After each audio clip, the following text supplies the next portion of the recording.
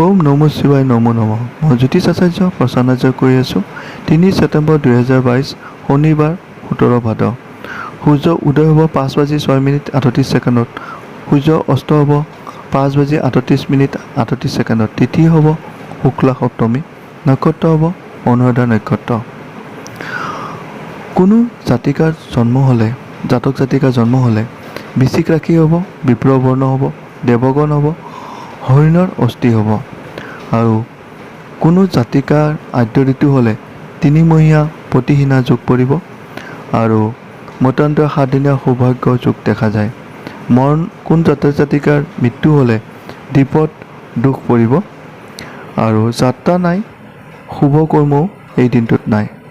আৰু খোৱা খাদ্যৰ ভিতৰত নাৰিকল খোৱাটো সম্পূৰ্ণভাৱে বৰ্জিত। এতিয়া আহোঁ দৈনিক ৰাশিফল শিতানলৈ। দৈনিক ৰাশিফল শিতানত প্ৰথমতে আহোঁ মেঘ ৰাশিৰ ক্ষেত্ৰত। মেঘ ৰাশিৰ ক্ষেত্ৰত দিনটো শুভ ফল লাভ কৰিব পাৰিব। যিকোনো কামতে তেওঁলোকৰ ভাতৃ ভগ্নী বা ভাতৃ সমান ব্যক্তিৰ পৰা দিনটো সহায় সহযোগ লাভ কৰিব পাৰিব। এতিয়া আহোঁ বৃষ ৰাশি জাতক জাতিকাসকলৰ ক্ষেত্ৰত। বৃষ ৰাশি জাতক জাতিকাসকলৰ ক্ষেত্ৰত মাতৃৰ ওপৰত চকু ৰখাটো ভাল হ'ব, কাৰণ মাতৃৰ ক্ষেত্ৰত অসুখ বিসুখ হোৱাৰ সম্ভাৱনা দেখা যায়।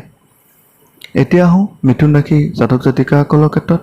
মিথুন ৰাশি জাতক জাতিকাসকলৰ ক্ষেত্ৰত দিনটো কৰ্মৰ অত্যন্ত ব্যস্ততা থাকিব আৰু কৰ্মৰ কাৰণে তেওঁলোকে হয়তো মূৰ তুলি চাব সময় নাপাব। এতিয়া আহোঁ কৰ্কট ৰাশি জাতক জাতিকাসকলৰ ক্ষেত্ৰত।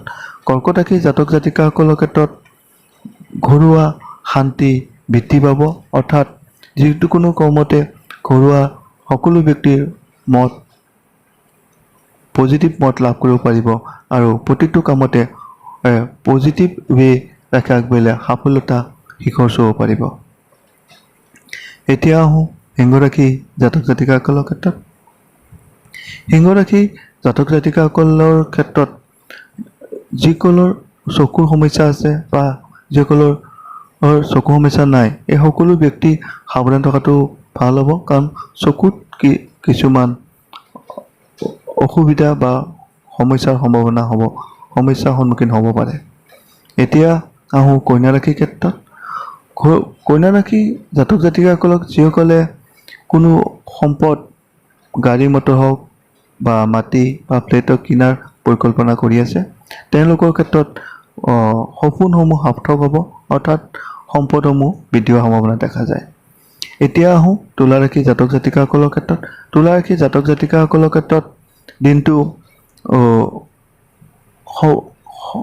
যথেষ্ট ভাল যাব আৰু প্ৰধানকৈ যিসকল শিল্পী হওক, গান বাজনা কৰে বা লিখা মেলা কৰে বা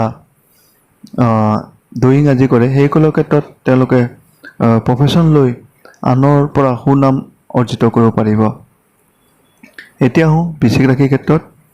বৃশ্চিক ৰাশি জাতক জাতিকাসকলৰ ক্ষেত্ৰত তেওঁলোকে অন্য ব্যক্তিক বহুত আদৰ সাদৰ কৰি ভাল পাব আৰু অন্য ব্যক্তিও সেই দিনটোত মৰম আদৰ লাভ কৰিব পাৰিব।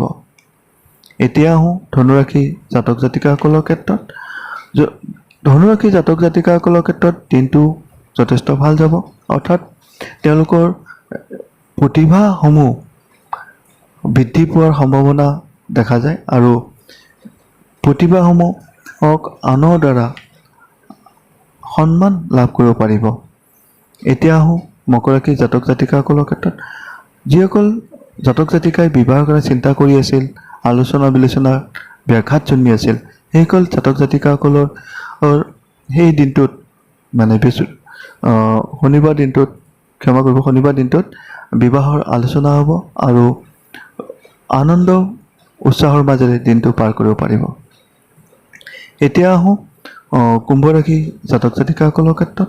কুম্ভ ৰাশি জাতক জাতিকাসকলৰ ক্ষেত্ৰত দিনটো সাৱধানে চলা ভাল হ'ব, কাৰণ তেওঁলোকৰ যিকোনো কামেই ধৰক বেমেজালি বা ব্যাঘাত জন্মিব বা খেলি মেলি হোৱাৰ সম্ভাৱনাটো দেখা যায়, গতিকে সাৱধানে থকাটো ভাল হ'ব। এতিয়া আহোঁ মীন ৰাশি জাতক জাতিকাসকলৰ ক্ষেত্ৰত। মীন ৰাশি জাতক জাতিকাসকল যিসকলে পঢ়া শুনা কৰি আছে বা পঢ়া শুনাৰ লগত কৰি ভাল পায়, গতিকে তেওঁলোকে অধ্যয়নত দিনটো ব্যস্ত হৈ থাকিব আৰু তাৰ দ্বাৰা জ্ঞান ঐশ্বৰ্য আদি লাভ কৰিব সম্ভৱ হ'ব। ধন্যবাদ।